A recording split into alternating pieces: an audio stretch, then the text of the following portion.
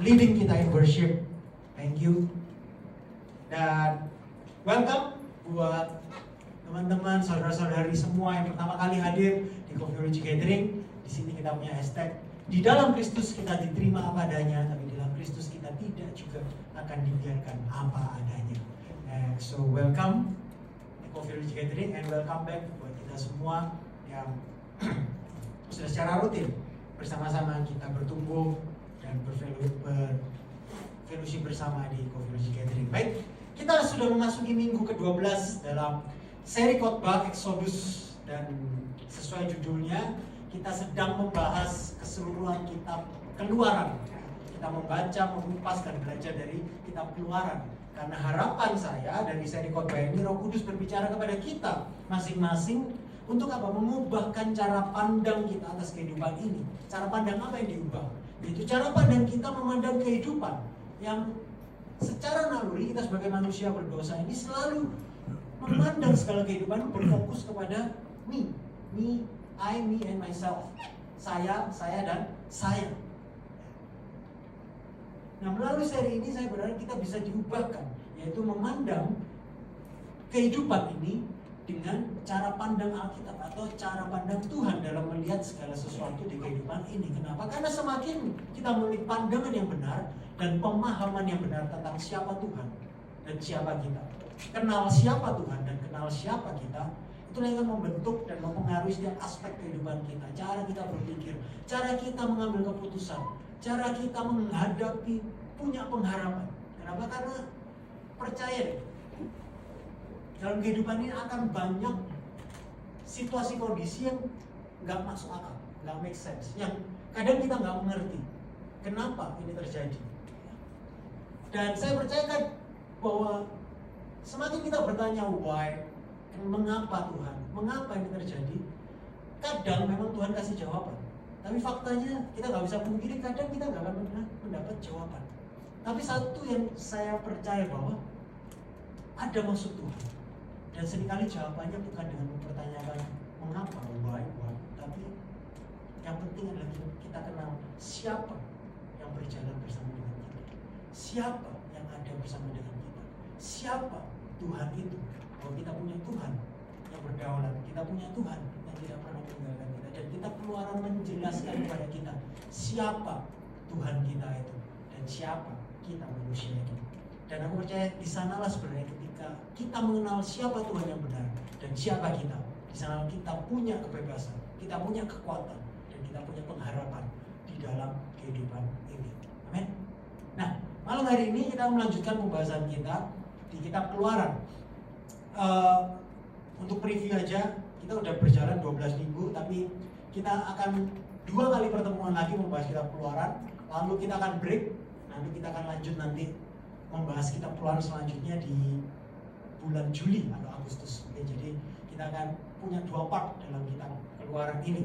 So 2 minggu lagi kita akan selesai di kitab Keluaran, lalu kita break, kita akan bahas pembahasan yang lain, dan kita akan kembali lagi membahas kitab Keluaran nanti di bulan Juli atau Agustus. Baik, malam hari ini kita akan melanjutkan pembahasan kita di Keluaran pasal 16 dan 17. Judul sharing firman Tuhan saya pada malam hari ini saya kasih judul Mana dan Mata Air. Ada 3 poin saya pada malam hari ini. Yang pertama adalah anugerah yang menyelamatkan adalah anugerah yang menopang. Kedua, anugerah yang menopang pasti mencukupkan dan memurnikan. Dan yang ketiga, kecukupan yang sejati. Yang siap belajar firman Tuhan katakan amin. Nah, ini kita baca Keluaran 16 1 sampai ayat 3.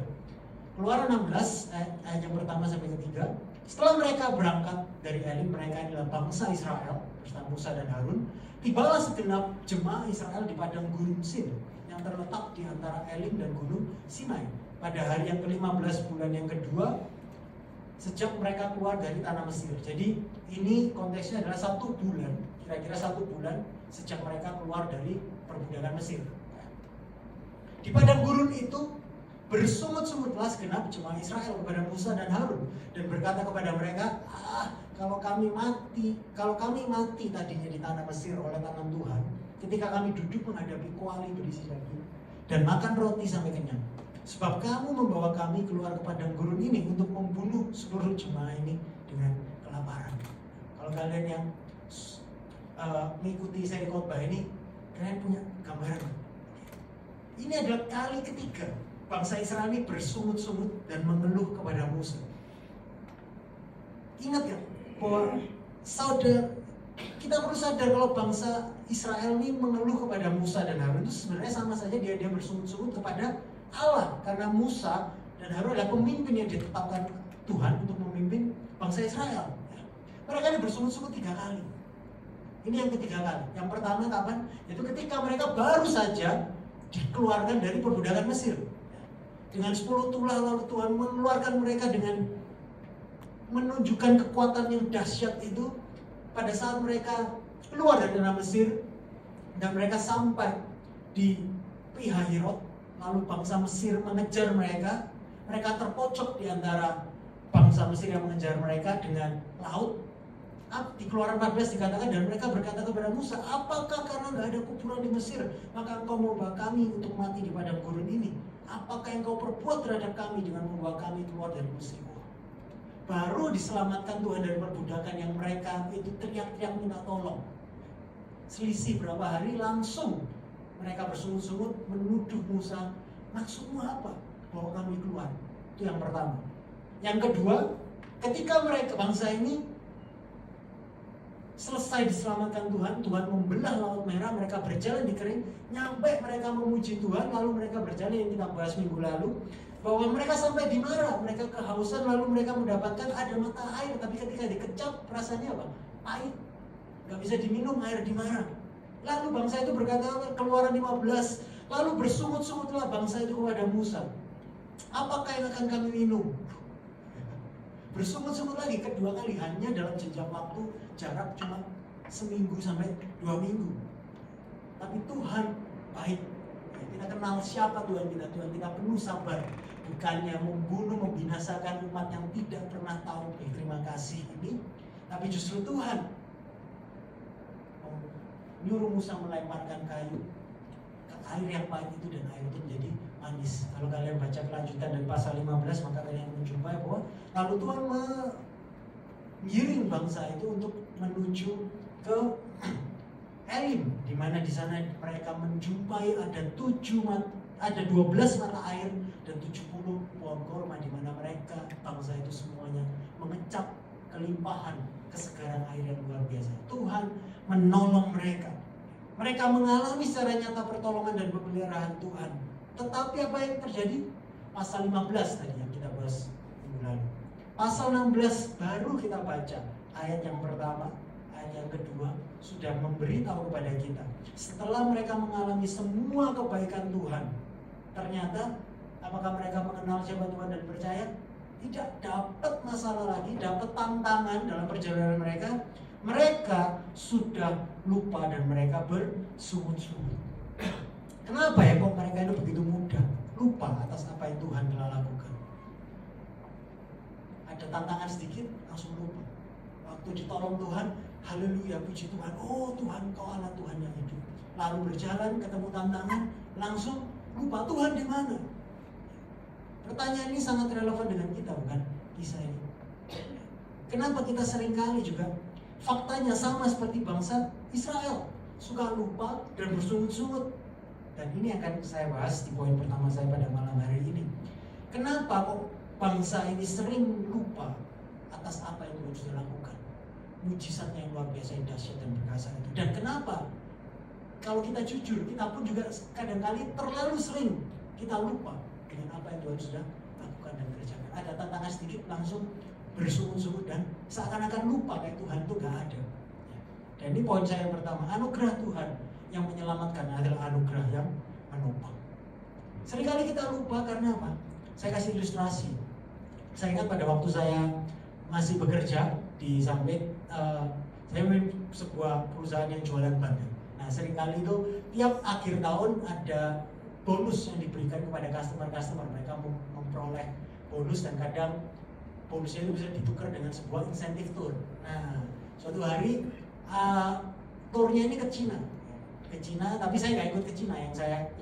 Yang berangkat adalah customer saya, pelanggan saya yang dapat poin yang cukup untuk pergi tur ke Cina. Nah, yang mewakili saya adalah ada staf saya yang pergi ke Cina. Nah, sepulang dari Cina, mereka kasih tahu saya, oh gimana, seneng nggak di sana? Oh seneng banget. Dan mereka menunjukkan sebuah foto kepada saya.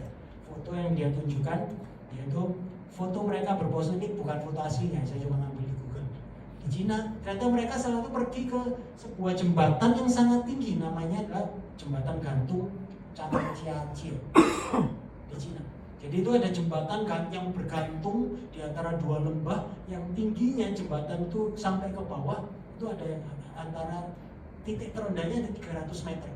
Jadi di atas sampai ke bawah itu 300 meter. Dan yang asik adalah jembatan itu terbuat dari kaca. Jadi bisa berjalan, jembatan itu bawahnya kaca yang tebal. Nah, fotonya itu ditunjukkan kepada staf saya sama langganannya itu kan, senang di sana. Nah, tapi fotonya saya lihat kok aneh ya langganan saya ini. Langganan saya ini orangnya gagah, biasanya cukup kalau kalian kerja jualan barang customer kan ada customer yang selalu jual mahal kan, maunya yang paling murah, maunya yang apa, pokoknya jual mahal, kayaknya gagah, pokoknya dia yang paling perkasa, kita yang harus customer segini. Tapi waktu di foto ini kok kayak senyum tapi kayak gimana gitu. Saya tanya, ini kenapa ini customer kita? Oh iya, dia ternyata takut ketinggian. Kita ini Pak ajak foto di atas sana, dan dia itu takut ketinggian sampai katanya mau melangkah itu, mau diajak foto itu bener-bener sampai gemetar kakinya. Tapi karena dipaksa oleh semuanya akhirnya dia foto, tapi senyumnya kayak senyum ketakutan gitu tapi foto kan. Nah, staff saya semuanya happy padahal itu ketinggiannya luar biasa. Nah, saya berpikir ketika melihat foto ini, apa yang membedakan kedua orang ini, yang membuat dua-duanya sebenarnya bisa foto dan hasilnya aman. Mereka akhirnya selesai, habis foto mereka juga melanjutkan tur dan semuanya. Ada yang foto di jembatan kaca ini dengan sukacita seperti staff saya, ada yang foto sambil ketakutan. Tetapi dua-duanya aman. Kenapa? Karena yang membuat mereka aman bukanlah keyakinan mereka bahwa jembatan ini kuat menahan, tapi memang jembatan ini dibuat sangat kokoh dan sangat kuat, sehingga siapapun yang berjalan di atas sana, entah dia ketakutan ataupun dia happy lompat-lompat kayak staff saya, tetap saja akan aman. Karena jembatan itu dibuat dengan kokohnya, saya baca terbuat dari hampir 90 lapis kaca. Jadi begitu kokoh dan begitu kuat, sehingga setiap orang yang ada di sana itu beratnya bisa ditopang oleh kekokohan dari lantai kaca tersebut, menahan setiap orang. Jadi mau takut, mau happy sebenarnya tidak mempengaruhi, karena mereka tetap akan aman dan tidak akan jatuh. Karena apa? Jembatan itu sudah dibuat dengan kokoh. Nah, apa kaitannya dengan apa yang saya sampaikan? Kita sering lupa ya. Ketika tantangan datang, kita lupa akan Tuhan. Kita akan Tuhan tidak ada. Kenapa? Karena kita sering lupa bahwa sebenarnya kekuatan dan kekokohan kesetiaan Tuhan yang tidak bisa mengingkari dirinya dan karakternya sendiri itu akan selalu bersamai kita. Kita seringkali lupa akan besarnya perbuatan Tuhan yang telah Dia lakukan untuk menyelamatkan kita. Seperti bangsa Israel, berapa banyak dari kita juga sering bersungut-sungut akibat keadaan yang mungkin sedang menghimpit kita, tantangan yang kita sedang hadapi. Kita lupa akan kebaikan, kebesaran, dan pertolongan yang Tuhan sudah berikan dalam kehidupan kalian dan saya. Kita begitu takut dan khawatir karena lupa dan kurang sadar sebenarnya betapa kokohnya dan kuatnya kuasa Tuhan yang sudah menyelamatkan kita, orang berdosa yang sebenarnya tidak layak untuk diselamatkan. Kita sering lupa bahwa sebenarnya Tuhan yang sudah menyelamatkan kita ketika kita ini sebenarnya nggak layak untuk diselamatkan. Anugerahnya yang menyelamatkan pasti menopang kita. Bangsa Israel lupa bahwa mereka itu diselamatkan bukan karena mereka layak. Mereka baru melihat laut merah terbelah, padahal mereka bersungut-sungut, tetapi Tuhan selamatkan. Lalu haus sedikit, mereka lupa bahwa Tuhan itu sudah menyelamatkan mereka berkali-kali. Dan begitu juga dengan kita. Seringkali kita lupa bahwa sebenarnya menopang kehidupan kita ini bukan kekuatan kita, dan kekuatan kesetiaan Tuhan, kekuatan anugerah Tuhan. Anugerah Tuhan sudah menyelamatkan orang berdosa seperti kalian dan saya. Pastilah anugerahnya dia menopang kita selalu. Amin. Nah, kalau kita kembali pada pembacaan kita di Keluaran 16 ayat 1 dan 2. Setelah mereka berangkat dari Elim, mereka akhirnya tiba di Gurun Sin. Dan di padang gurun itu ayat 2 berkata, bersungut-sungutlah segenap jemaah Israel kepada Musa dan Harun. Bersungut-sungut. Ini adalah pengulangan yang terus-menerus akan menjadi tema pembahasan kita di seri-seri khotbah selanjutnya. Setelah dalam perjalanan bangsa Israel ke tanah Kanaan, bersungut-sungut adalah pengulangan yang terus-menerus dari bangsa Israel, di mana mereka terus berjalan dengan hati yang bersungut-sungut dan ketidaktaatan kepada Tuhan. Mereka begitu cepat melupakan kebaikan Tuhan dalam hidup mereka, padahal baru saja menikmati kesegaran, pertolongan Tuhan, menikmati Elim dengan 12 mata air dan 70 pohon korma. Tapi mereka seakan-akan lupa, padahal di depan mata kepala mereka juga masih ada tiang awan dan tiang api. Wah, betapa kisah bangsa Israel ini kalau kita boleh reflect itu sama lah seperti kita. Seringkali sangat ada tantangan sendiri, kita lupa kepada Tuhan yang sudah banyak sekali menolong dan menyelamatkan kita. Tapi sepertinya itu pun gak cukup untuk membuat bangsa Israel percaya. Mereka bersungut-sungut. Tapi gak hanya itu. Ayat 3 berkata apa? Dan berkata kepada mereka, kepada Musa dan Harun, kalau kami mati tadinya di tanah Mesir oleh tangan Tuhan, ketika kami duduk menghadapi kuali berisi daging dan makan roti sampai kenyang. Gak cuma bersungut-sungut ternyata orang Israel bahkan ingin kembali ke Mesir. Mereka berkata sama Musa dan Harun, mending kami di Mesir menghadapi kuali berisi daging dan makan roti sampai kenyang. Meskipun kami diperbudak, tapi ada daging dan roti daripada kami di sini kelaparan. Sebab kamu membawa kami keluar kepada gurun untuk membunuh seluruh jemaah ini dengan kelaparan. Nah, lihat, gak cuma bersungut-sungut, bangsa Israel ini ingin kembali ke Mesir. Mereka masih melihat Mesir, padahal yang seperti sudah kita pelajari. Kalian ingat bahwa Firaun itu merepresentasikan iblis. Bangsa Mesir adalah lambang dari perbudakan dosa dan maut. Seakan-akan kalau kita baca ayat 3 ini ya, basically bangsa Israel ini mereka lupa. Kena tantangan sedikit, mereka ingin kembali ke Mesir. Mereka lupa bahwa Mesir itu lambang perbudakan, dan semua makanan yang disediakan Firaun itu bukan untuk kesejahteraan mereka, tapi mereka dikasih makan supaya bisa diperbudak. Benar? Mereka dikasih makan supaya terus bisa menjadi budak Firaun, tapi justru mereka selalu tetap ingat Mesir, bahkan ingin kembali ke Mesir. Nah, apa refleksinya buat kita? Bukankah kita juga demikian? Kita seringkali lupa bahwa semua kenikmatan yang dunia dan iblis tawarkan kepada kita itu bukan untuk keselamatan kita, tetapi untuk memperbudak kita menuju maut. Kita seringkali digoda, ditawarkan dunia dan iblis untuk kembali ke kehidupan lama kita. Tapi kita lupa bahwa yang ditawarkan itu sebenarnya bukan untuk kesejahteraan kita, bukan untuk keselamatan kita, tapi justru untuk memperbudak kita dan memperbudak kita untuk menuju maut.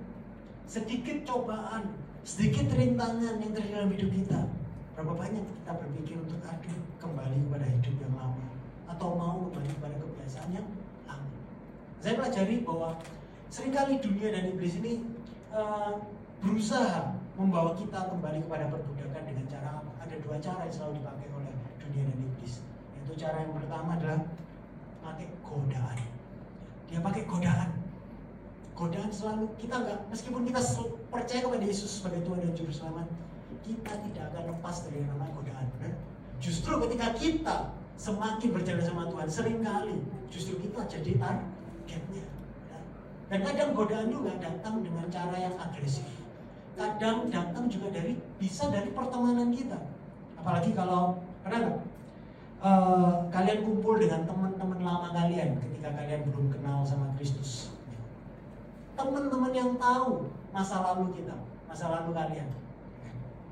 Lalu ketika kumpul, kadang candaannya kan seakan-akan hidup kita sekarang yang sudah dalam Kristus itu, mereka bilang apa? Aduh, hidupmu sekarang boring ya, hidupmu nggak bebas ya, mau tahajud sekarang tiap weekend nggak bisa terus. Yang Jumat malam harusnya kita nongkrong, sekarang adanya yang katanya mau ikut ibadah, datang mau teologi. Aduh, enak yang dulu lah.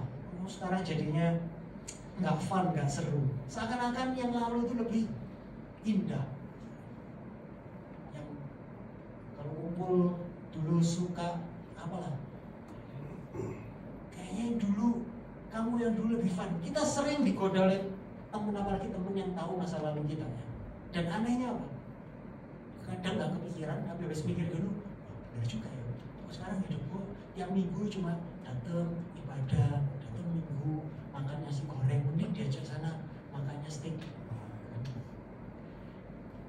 Ternyata kita pun, hati kita itu masih juga begitu mudah untuk tergoda, begitu lekat dan suka akan apa yang dunia tawarkan dan goda kepada kita. Jadi yang pertama yang selalu dipakai iblis dan dunia apa? Godaan. Yang kedua adalah alatnya tuduhan. Nah, yang ini tidak menggoda tapi tuduhan. Alat satunya ada berapa sering iblis menggoda, menuduh kita yang sudah dalam Yesus. Lihat, hidupmu nggak ada perubahan. Oh, doa itu ibadahnya minggu, lihat sama aja. Nah, ada nggak suara seperti itu? Ngakunya Kristen, tapi datang ibadah telat terus. Atau sudah dalam Kristus, kita berharap khotbahnya saya tiap hari, Tuhan pasti tolong. Tuhan, di dalam Kristus kita punya pengharapan. Tetapi hari demi hari, minggu demi minggu, bulan demi bulan, pertolongan Tuhan kok nggak datang-datang. Lalu muncul suara, tuduhannya apa? Sama aja kan, pertolongannya nggak ada. Tambah susah. Sekarang ikut sama Tuhan, kamu lebih berintegritas.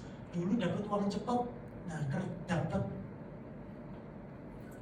uangnya sedikit, abu-abu, langsung sikat. Nah, kan bisa nutup utang. Sekarang kamu percaya sama Kristus, mau hidup jujur, mau kerja jujur, justru gak lunas-lunas utang.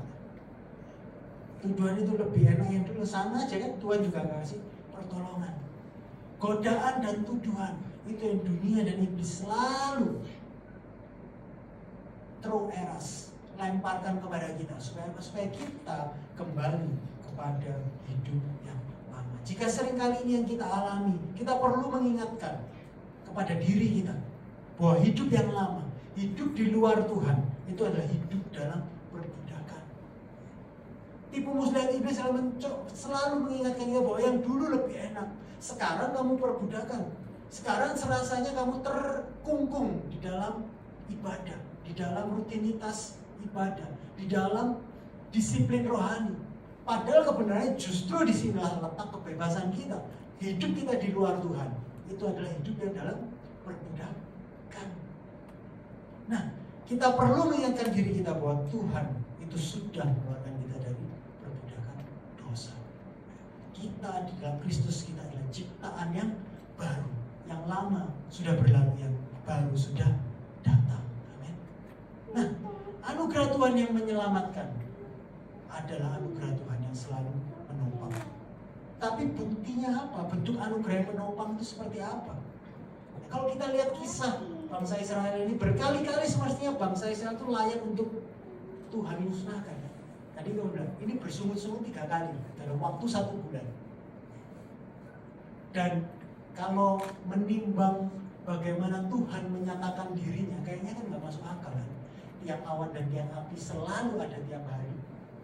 Mereka baru mengalami berbagai macam mujizat. Dalam 1 bulan mereka bersungut-sungut 3 kali, dan gak hanya bersungut-sungut, menuduh Tuhan bahwa Tuhan itu merancangkan yang buruk. Mereka ingin kembali ke Mesir. Kalau saya jadi Tuhan, sudah habis bangsa Israel. Tapi syukur kita punya Tuhan yang menyatakan dirinya bahwa Dia itu Tuhan yang penuh anugerah dan kasih karunia.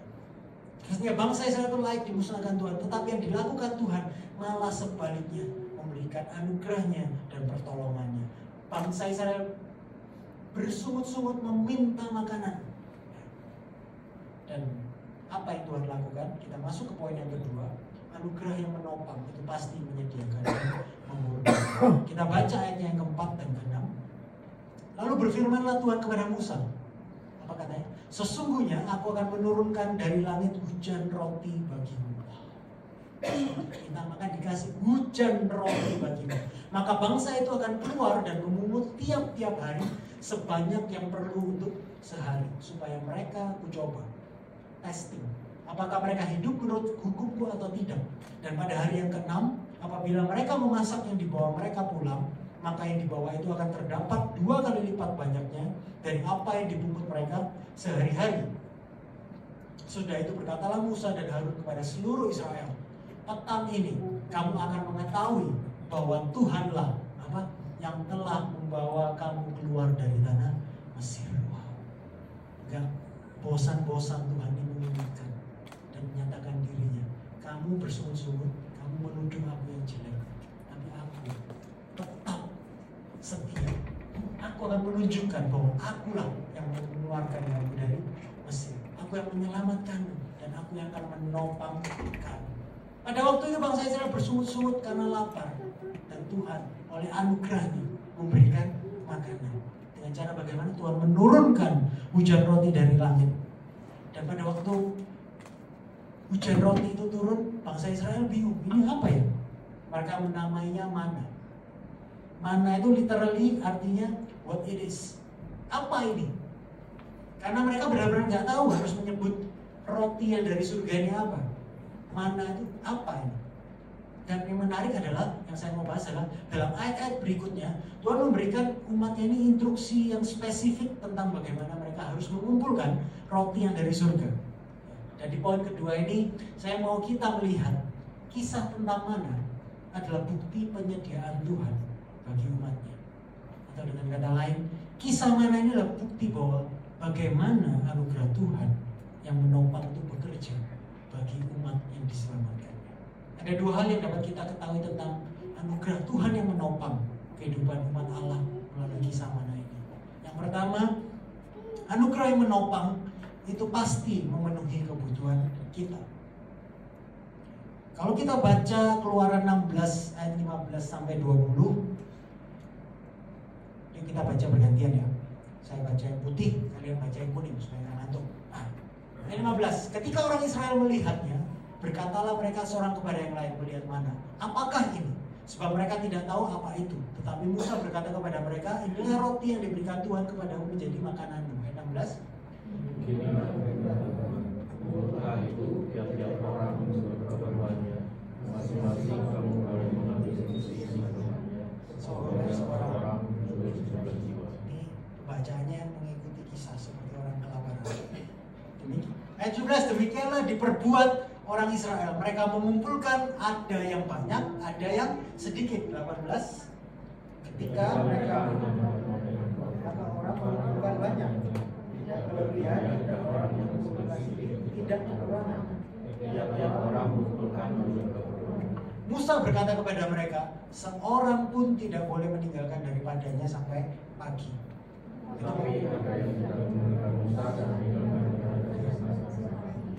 Lalu ular dan roh khusus, maka Musa menjadi marah kepada mereka. Jadi Tuhan memberikan instruksi yang sangat-sangat spesifik dan menarik. Tuhan memerintahkan mereka untuk mengumpulkan roti hanya untuk hari itu. Karena roti apapun yang tersisa pada akhir hari akan membusuk sebelum habis. Jadi cuma ngumpulin cukup untuk 1 hari untuk dimakan 1 keluarga. Kan dikatakan di sini ayat 18, ketika mereka menakarnya, maka orang yang mengumpulkan banyak tidak kelebihan dan orang yang mengumpulkan sedikit tidak kekurangan. Tiap orang mengumpulkan menurut keperluannya. Ayat 19, Musa berkata kepada seorang pun nggak boleh meninggalkan daripada sang, artinya kamu nggak boleh mengumpulkan lebih dari sehari kecuali hari ke-6, karena hari Sabat itu hari libur, mereka nggak boleh mengumpulkan. Jadi pada hari ke-6 Tuhan menganugerahkan 2 kali lipat. Tetapi hari Sabtu sampai hari 6 mereka kumpulkan yang secukupnya untuk hari itu. Ayat 20 ini seperti kita kan.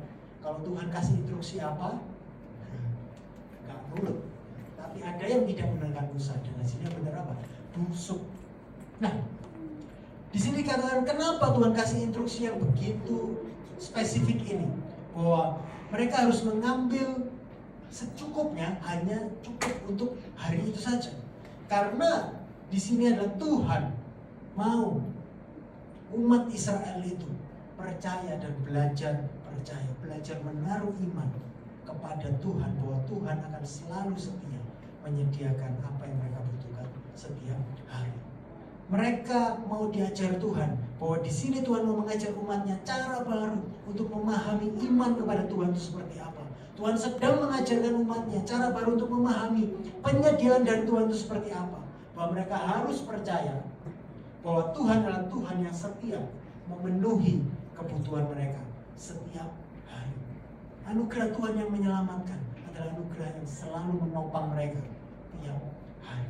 Belajar percaya bahwa anugerah Tuhan itu selalu ada setiap hari. Dari sini kita bisa melihat bahwa cara Tuhan menopang umatnya adalah bukan dengan memberi kelimpahan, tapi memberi kecukupan. Saya ulangi, anugerah Tuhan, cara Tuhan menopang umatnya, anugerah yang menopang bukan dengan memberi kelimpahan, tetapi memberi kecukupan. Dan di sini saya percaya bahwa sebenarnya yang harusnya kita pegang adalah teologi kecukupan, bukan teologi kelimpahan, dan juga bukan teologi penderitaan, bukan teologi kemakmuran, atau juga bukan teologi kemiskinan, tapi teologi kecukupan. Dari kisah Manna ini kita bisa melihat bahwa Tuhan sudah kasih porsi. Kamu ambil secukupnya.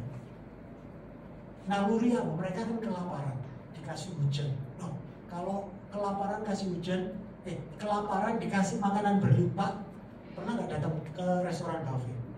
Selalu kan disediakan perut kosong, lihat makanan, wah mintanya yang banyak-banyak, dan langsung ambil sebanyak-banyaknya. Dan selalu apa yang terjadi?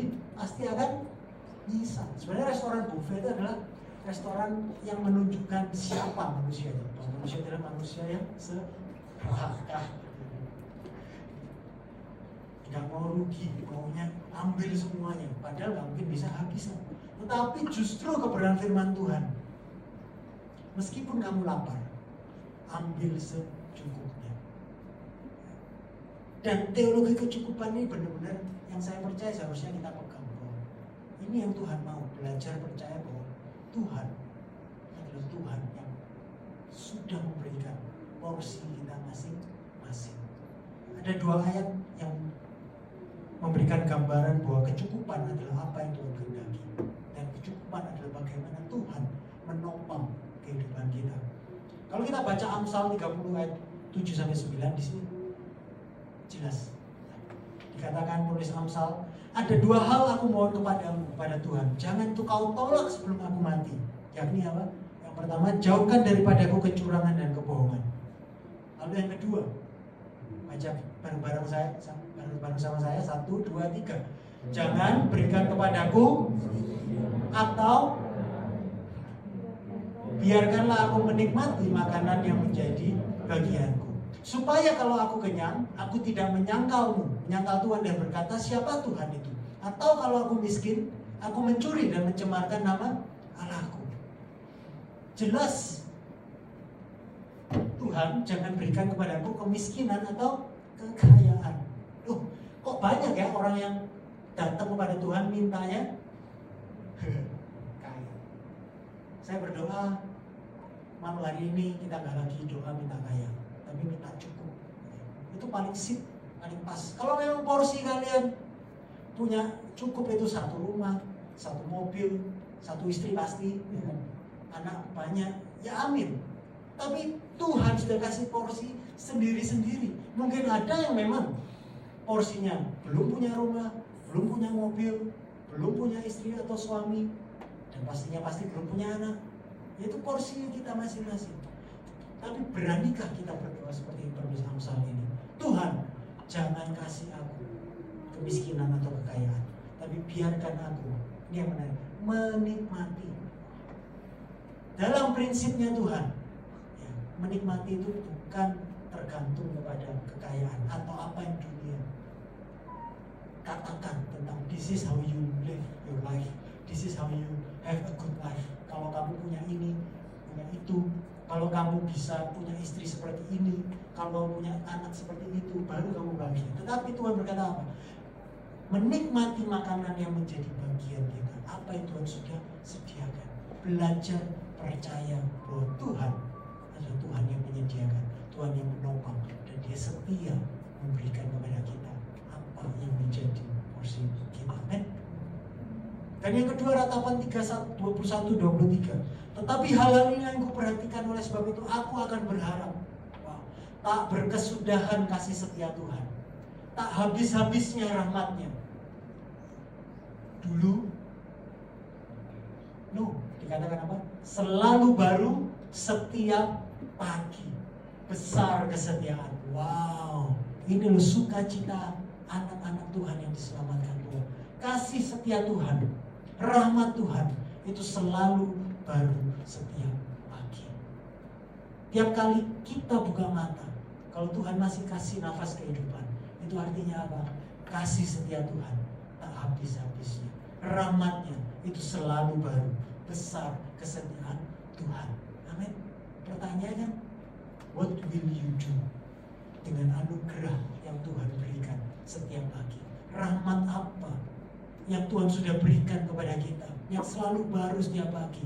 What will you do with your life? Apa yang kalian lakukan dengan kehidupan kalian di hari yang baru setiap pagi itu? Harapan saya tiap pagi kita buka mata, bukan handphone yang kita cek, bukan Instagram kita yang kita cek, tapi kita bersyukur pada Tuhan. Tuhan, thank you, Engkau masih berikan kesempatan aku untuk hidup. Artinya kalau kalian merasa diri kalian dituduh oleh iblis, kalian adalah orang yang gagal. Tapi kalau ada hari yang baru, artinya kasih setia Tuhan baru setiap hari. Amin. Masih ada kesempatan. Dan kalau kalian dalam kehidupan yang sedang baik-baik saja, artinya apa? Hari yang baru, Tuhan mau kita jadi alat Tuhan untuk kita tidak menyia-nyiakan kasih setia Tuhan dan rahmat Tuhan yang selalu baru setiap pagi. Amin. Nah, bukan berarti setelah dengar penjelasan, oke, Tuhan sudah kasih porsi, berarti Tuhan sudah punya jatah buat kita masing-masing. Artinya kita nggak perlu kerja keras, kita nggak jadi orang yang nyantai aja, doang nggak usah kerja. Kan Tuhan sudah ada porsinya. That's not the point. Ya. Tapi poin yang saya mau sampaikan adalah dengan teologi kecukupan ini, kita tahu ada Tuhan yang menopang, yang menyediakan. Ini bicara tentang sikap hati kita. Bagaimana kita bisa percaya kepada Tuhan. Bagaimana kita bisa rest. Kalau Tuhan yang menyelamatkan kita keluar dari perbudakan dosa, bagaimana mungkin Dia meninggalkan kita seorang diri?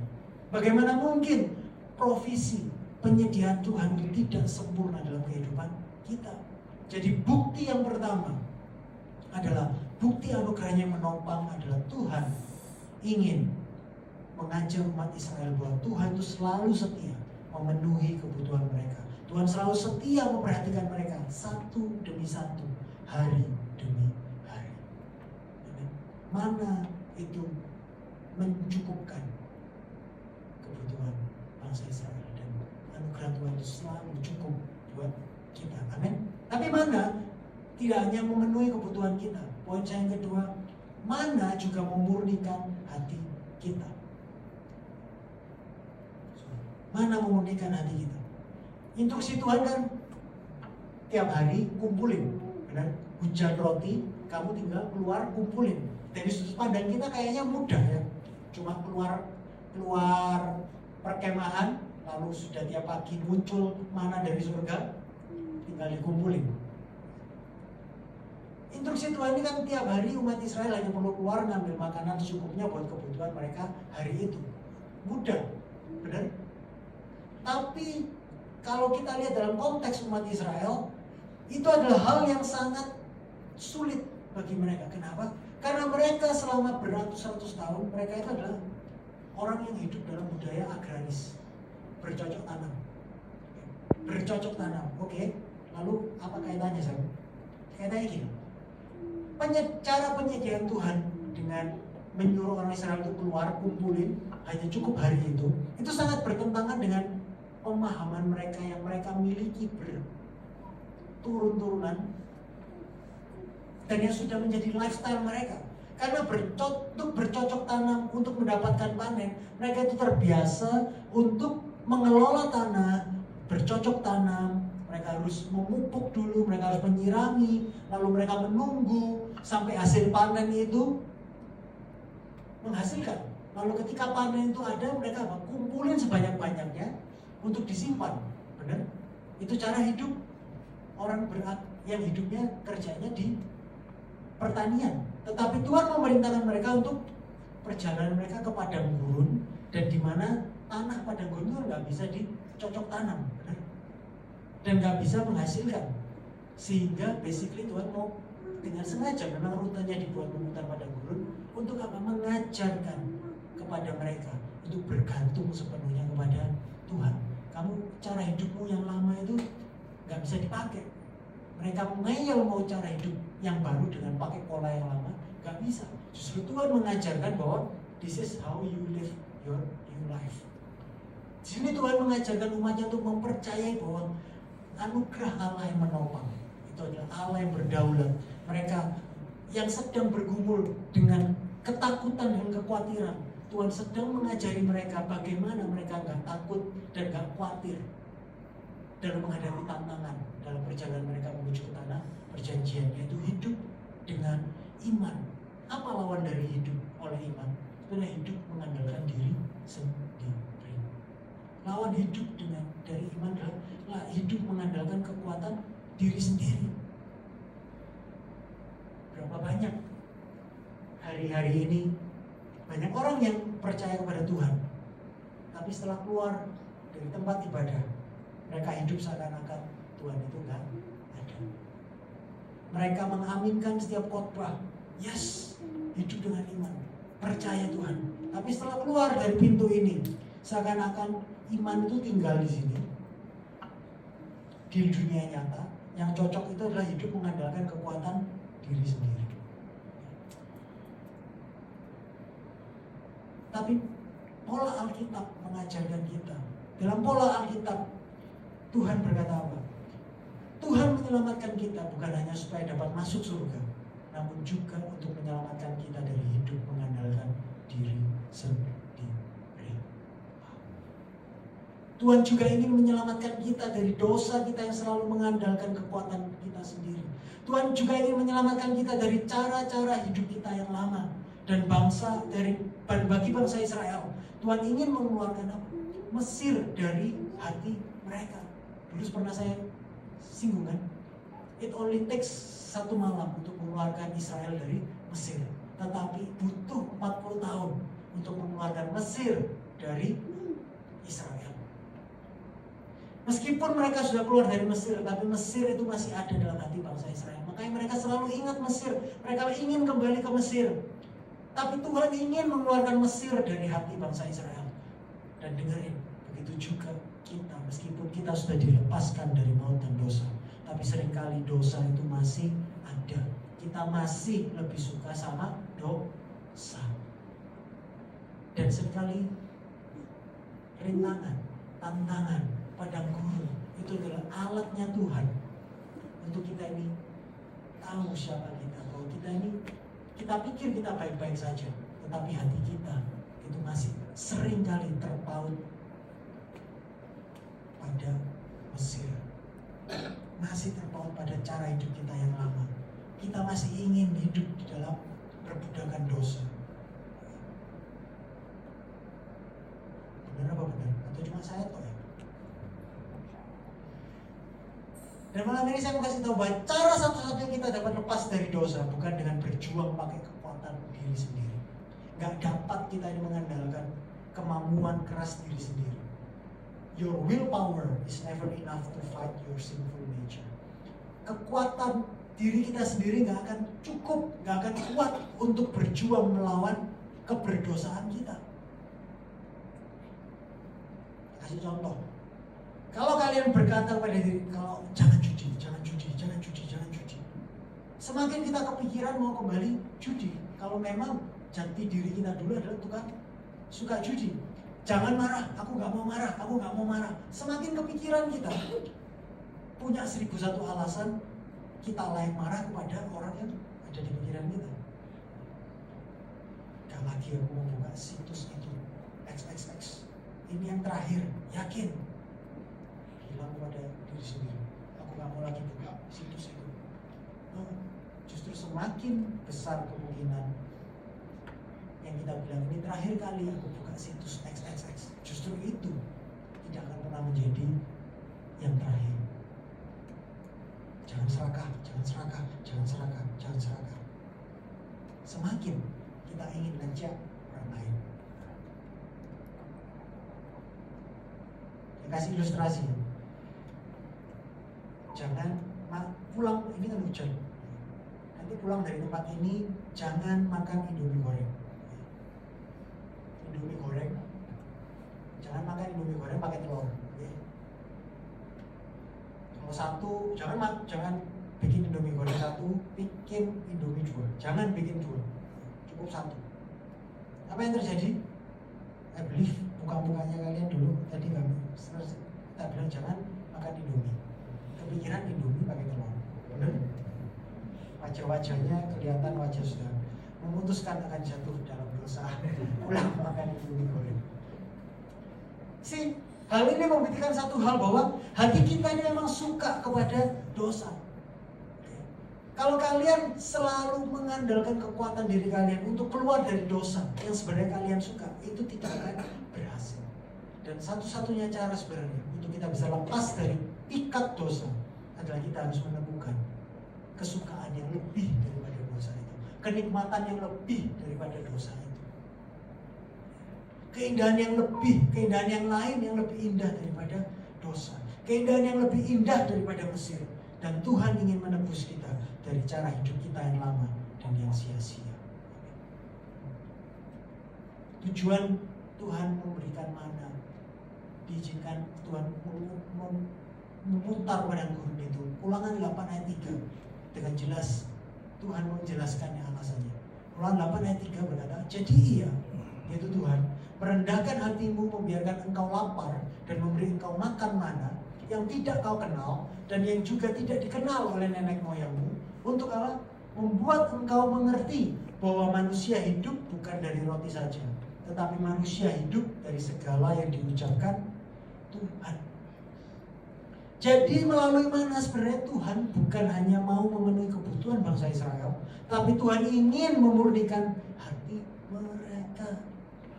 Saudara-saudara, teman-teman, kadang-kadang Tuhan izinkan kita melewati masa padang gurun supaya kita sadar bahwa hidup kita ini bukan diciptakan untuk dunia. Tapi seringkali kita ini, yang kita bingungkan adalah hal-hal yang sangat duniawi. Hal-hal yang kita cari adalah hal-hal yang ada dalam dunia yang fana ini. Padahal semuanya sia-sia. Tuhan tidak ingin kita hidup di sini, di dalam dunia saja. Sekali lagi berbicara tentang anugerah Allah yang menopang, kita nggak boleh hanya berhenti pada kepastian bahwa Allah pasti akan menyediakan yang kita perlukan. Tapi melalui kisah mana ini, kita dapat mengerti bahwa Tuhan bukan hanya memenuhi kebutuhan kita, kebutuhan umat Israel, tetapi lebih dari sekedar memenuhi kebutuhan mereka saja. Tuhan ingin menyelamatkan mereka dari hati yang terpaut kepada Mesir. Anugerah yang menopang pasti juga menyediakan dan juga memurnikan. Dan inilah bukti anugerah yang menopang umatnya. Dan coba dengerin ini. Demikian juga dalam kehidupan kita sekarang. Bukti anugerah Tuhan menopang kita, yang adalah anak-anaknya yang sudah ditebusnya, adalah Tuhan bukan hanya memberi solusi atas masalah kita, tetapi anugerah Tuhan juga menyelamatkan kita dari hati yang terpaut kepada dosa. Tujuannya dalam setiap perjalanan kehidupan kita, mungkin kita sedang menghadapi padang gurun, rintangan, tantangan, tidak sekedar untuk Tuhan membuktikan bahwa Tuhan itu Allah yang sanggup menyediakan yang kita butuhkan, pasti mencukupkan. Tapi lebih dari itu saja. Tuhan ingin memurnikan hati kita. Why? Karena kalau boleh jujur, Tuhan bisa menolong, yes, mujizatnya ya dan amin. Tapi kalau hati kita tidak diubahkan, kalau kita ini masih terpaut dengan dosa, kita masih terpaut dengan keinginan-keinginan dunia, bukankah seringkali yang membuat kita ini jatuh dan bangun masalah-masalah dalam kehidupan kita itu adalah karena keberdosaan kita sendiri, kedagingan kita sendiri, karena hati kita masih terpaut kepada dunia, benar? Tuhan bisa selesaikan satu masalah, tapi kalau kita tidak berubah, hati kita tidak diubahkan, next kita akan jatuh ke lubang yang sama, dan lubang yang sama. Tapi saya percaya bahwa anugerah Tuhan yang menyelamatkan, anugerah Tuhan yang menopang kita untuk kita bisa selamat sampai ke tujuan akhir yang Tuhan sudah tetapkan bagi kita. Dan caranya bagaimana? Bukan sekedar memenuhi kebutuhan kita saja, mencukupkan apa yang kita butuhkan, tapi terlebih daripada itu, anugerah Tuhan juga menyelamatkan kita dari hati yang terpaut kepada dosa. Ini yang penting, ini yang paling penting. Ini adalah tujuan utamanya sebenarnya, mengubahkan hati kita untuk kita bisa percaya completely kepada Tuhan, bahwa rancangannya adalah baik, rancangannya ya dan amin. Dia tidak merancangkan hal yang buruk, tapi dia merancangkan adalah baik semata atas hidup kalian dan hidup saya. No matter apa yang sedang menjadi musim kehidupan kita pada saat hari ini. Melalui mana Tuhan benar-benar ingin mengajar bangsa Israel untuk percaya kepadanya, percaya kepada kesetiaannya, percaya kepada anugerahnya yang menyelamatkan, adalah anugerah yang pasti menopang umat yang diselamatkannya. Dan tahu gak, Tuhan membuktikannya selama 40 tahun, mana tidak pernah berhenti turun dari surga, kasih makan bangsa itu. Wow. Jadi kita akan lihat kisahnya selama 40 tahun bagaimana bangsa ini bersikap kepada Tuhan. Tetapi bukti kesetiaan Tuhan, 40 tahun mana itu tidak pernah tidak turun. Bisa bagaimana anugerah Tuhan itu menopang. Jembatan kaca kalian takut bagaimana kalau kita di dalam Kristus, itu yang menopang kita. Kalau kalian bisa selamat, kalian masih bisa punya apa yang Tuhan anugerah, itu bukan karena kekuatan kita, itu karena anugerah Tuhan yang menopang. Waktunya udah habis. Yang terakhir, kecukupan yang sejati. Dari tadi kita membahas mana airnya. Nah, ini kita masuk. Okay? Jadi Tuhan bersungut-sungut waktu bangsa Israel kelaparan, oleh anugerah Tuhan kasih roti dari surga. Wah, happy ending. Ya apa enggak? Enggak juga. Kita masuk Keluaran 17, kali ini bangsa Israel enggak kelaparan tapi kehausan. Dan mereka apa? Bisa ditebak, bersungut-sungut lagi. Kita baca ayat 1 sampai 7 saja. Keluaran 17 ayat 1 sampai 7 kita baca bergantian, oke? Semangat, karena lagi selesai. Saya baca yang putih, kalian baca yang kuning. Kemudian berangkatlah segenap jemaah Israel dari padang gurun Sin, berjalan dari tempat persinggahan ke tempat persinggahan sesuai dengan titah Tuhan. Lalu berkemahlah mereka di Rafidim, tetapi di sana tidak ada air untuk diminum bangsa itu. Jadi karena air kepada kami supaya kami dapat minum. Tetapi Musa berkata kepada mereka, mengapakah kamu berkata dengan aku? Mengapakah kamu berkata Tuhan? Hauslah bangsa itu akan air di sana. Bersungut-sungutlah bangsa itu kepada Musa dan berkata, mengapa pula engkau memimpin kami keluar dari Mesir untuk membunuh kami, anak-anak kami dan ternak kami dengan kehausan? Mirip ya sama kita ya. Ayat 4. Lalu berseru-serulah Musa kepada Tuhan, katanya, apakah yang akan kepada bangsa ini? Sebentar lagi aku akan melempari aku. Berfirmanlah Tuhan kepada Musa, berjalanlah di depan bangsa itu dan bawalah beserta engkau beberapa orang dari antara para tua-tua Israel.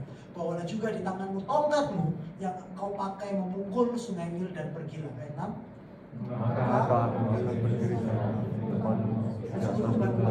Haruslah kau pukul gunung batu itu, dan dari dalamnya akan keluar air, sehingga bangsa itu dapat minum.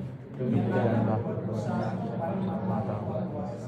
Dinamailah tempat itu Masa dan Meribah oleh karena orang Israel telah bertengkar dan oleh karena mereka telah mencobai Tuhan dan mengatakan, adakah Tuhan di tengah-tengah kita atau tidak. Wah, di sini kita melihat bahwa bangsa Israel bukan menunggu dan percaya setelah Tuhan membuktikan berkali-kali kesetiaan dan anugerahnya kepada mereka, benar.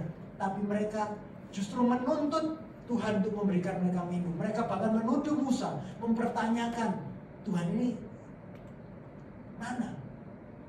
Tuhan ini baik gak? Justru kok aku dibuat kehausan? Mana airnya? Tapi sekali lagi kita melihat bahwa Tuhan tidak meresponi mereka dengan murka, tetapi dengan belas kasihan. Lalu Tuhan memerintahkan Musa untuk apa? Memukul gunung batu dengan tongkat sehingga keluarlah air untuk diminum bangsa ini. Wow. Kalian coba dengerin yang bagian terakhir ini, kalian boleh. Kalau yang belakang-belakang lupa, yang ini jangan lupa. Ini yang di bawah ulang, oke? Perjanjian lama adalah perjanjian baru yang belum terungkap. Perjanjian baru adalah perjanjian lama yang disingkapkan. Sebenarnya kisah ini seluruh kisah ini sebenarnya adalah simbol bahwa Allah itu menyediakan keselamatan bagi anak-anaknya.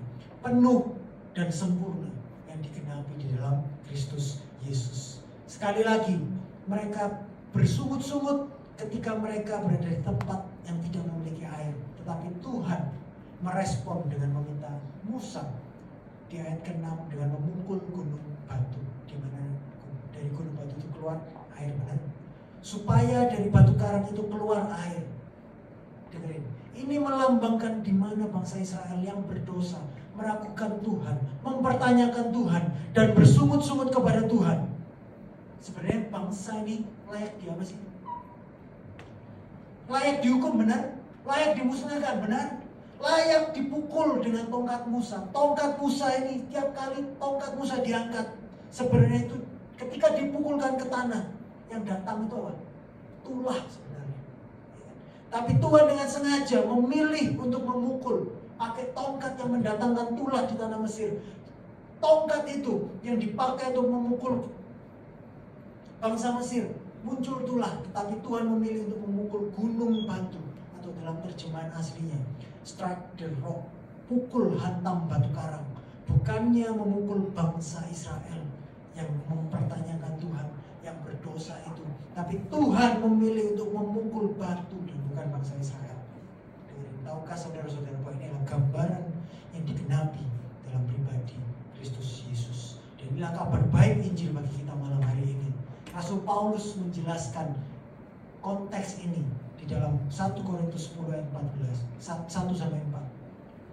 Rasul Paulus berkata, aku mau supaya kamu mengetahui saudara-saudara bahwa nenek moyang kita semua berada di bawah perlindungan awan, dan bahwa mereka semua telah melintasi laut untuk mengikuti Musa, untuk menjadi pengikut Musa. Mereka semua telah dibaptis dalam awan dan dalam laut. Mereka semua makan makanan rohani yang sama, dan mereka semua minum minuman rohani yang sama. Sebab mereka minum dari batu karang rohani yang mengikuti mereka. Yuk baca sama-sama saya. Dan batu karang itu ialah disalib, anak tunggal Allah, tertikam oleh karena pemberontakan kita. Dia diremukkan oleh karena kejahatan kita. Ganjaran yang mendatangkan keselamatan bagi kita ditimpakannya kepadanya. Strike the rock, dipukulkan ke dia. Supaya apa? Supaya oleh bilur-bilurnya kita, orang-orang yang selalu lupa akan kebaikan Tuhan, orang-orang yang selalu mempertanyakan kebaikan Tuhan, orang-orang yang selalu bahkan menuduh Tuhan, Tuhan engkau gak tahu aku, engkau gak tahu yang terbaik buat aku. Kita menjadi sembuh, amin. Gak sekedar sembuh dari penyakit fisik, tapi terlebih sembuh dari yang namanya penyakit dosa. Kita yang selalu sesat seperti domba, kita yang masing-masing berpikir bahwa jalanku ini yang terbaik, kita mengandalkan kekuatan sendiri. Tetapi Tuhan menimpakan kepada Yesus kejahatan kita semuanya di kayu salib. Amin. Ini kabar baik buat kita. Tuhan bukan hanya mau memenuhi kebutuhan kalian dan saya, tapi Tuhan ingin menyelamatkan kita dari hati yang terpaut kepada dosa. Tuhan ingin supaya kita nggak lagi hidup dalam dosa. Dan bagaimana? Kalau kita lihat kepada Kristus, kalau kita lihat apa yang Kristus sudah lakukan buat kita, pengorbanannya untuk menebus orang yang berdosa seperti kalian dan saya. Ketika kita percaya kepadanya, kita grasp bahwa Kristus adalah yang terindah.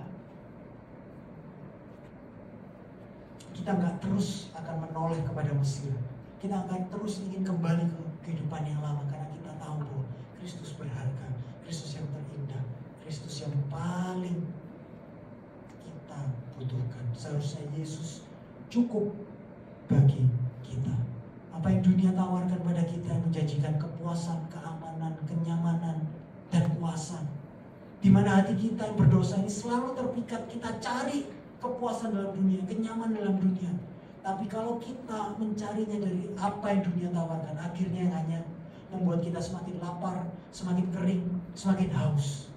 Yesuslah kecukupan yang sejati. Amin.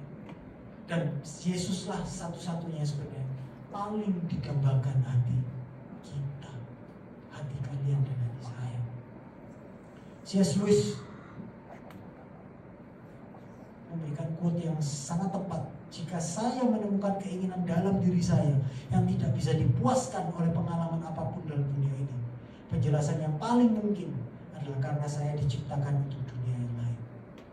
Dengan kata lain, keinginan kita, yes, bangsa Israel lapar, keinginan itu harus dicukupkan, tapi bukan melalui apa yang ada di dunia, tapi apa yang dari luar sana.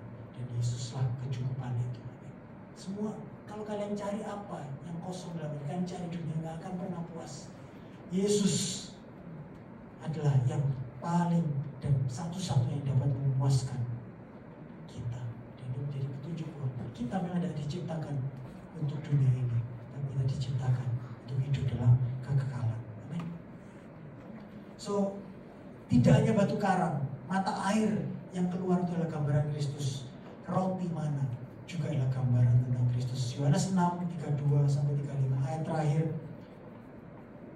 Maka kata Yesus kepada mereka, aku berkata kepadamu, sesungguhnya bukan Musa yang memberikan kamu roti dari sorga, melainkan Bapakku yang memberikan kamu roti yang benar dari surga. Karena roti yang dari Allah ialah roti yang turun dari surga dan memberi hidup kepada dunia. Maka kata mereka kepadanya, Tuhan, berikanlah kami roti itu senantiasa. Dan kata Yesus kepada mereka, akulah roti hidup. Barang siapa datang kepadaku, ia tidak akan lapar lagi. Dan barang siapa percaya kepadaku, dia tidak akan haus lagi. Amin. Yesus cukup. Mari kita bangkit berdiri. Di perjanjian lama Tuhan memberikan roti mana dan air dari batu. Tapi kita yang hidup dalam perjanjian baru, kita sudah dapat melihat melalui salib bahwa Tuhan mengirimkan Kristus sang roti hidup, Kristus sang air hidup, Kristus sang batu karang yang sejati untuk menyelamatkan kita dari maut dan dosa. Kita sekarang adalah orang yang bebas, yang sudah diselamatkan oleh anugerahnya yang menyelamatkan. Dan percayalah, anugerahnya yang menyelamatkan itu adalah anugerahnya yang terus akan menopang kita. Dan biarlah kita terus hidup dengan iman bahwa anugerahnya yang menyelamatkan adalah anugerah yang menopang kita untuk sekarang dan sampai selama-lamanya. Amin. Responi dan imani bahwa kita adalah milik Tuhan dan Dia tidak akan meninggalkan umat kepunyaannya sendiri yang Dia telah bayar bukan dengan emas dan perak, tetapi dengan darahnya sendiri yang mahal. Bukan karena kita layak, tapi karena kita tidak pernah layak dan tidak pernah mampu. Oleh sebab itu Tuhan mengutus anaknya yang tunggal untuk mati di kayu salib menggantikan kita yang seharusnya layak disalibkan, supaya kita yang tidak layak dijadikannya layak dan diadopsi menjadi anak-anak Tuhan. Oh, what an amazing grace that we have in Christ Jesus.